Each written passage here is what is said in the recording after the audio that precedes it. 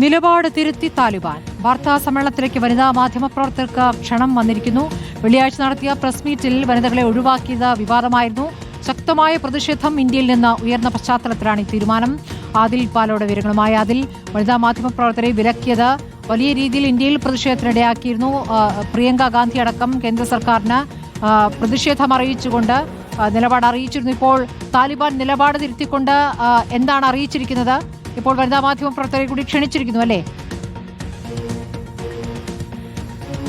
ഉറപ്പായും അങ്ങനെ തന്നെയാണ്. വെള്ളിയാഴ്ച നടത്തിയ വാർത്താ സമ്മേളനത്തിലാണ് വിദേശകാര്യമന്ത്രിയുടെ താലിബാൻ മന്ത്രിയുടെ വാർത്താ സമ്മേളനത്തിലാണ് ഈ രൂപത്തിലുള്ള നിയന്ത്രണം ഏർപ്പെടുത്തിയത്.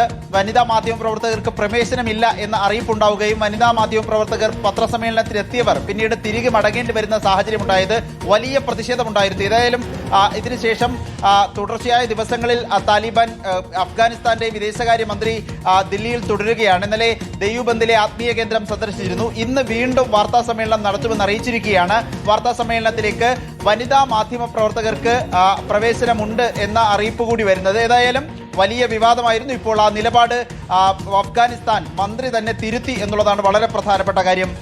സ്മൃതി, ശരി, അഫ്ഗാനിസ്ഥാന്റെ നിലപാട് തിരുത്തൽ, അത് താലിബാന്റെ നിലപാട് തിരുത്തലാണ്. ഇപ്പോൾ വനിതാ മാധ്യമ പ്രവർത്തകരെ കൂടി പരിപാടിയിൽ ക്ഷണിച്ചിരിക്കുന്നു.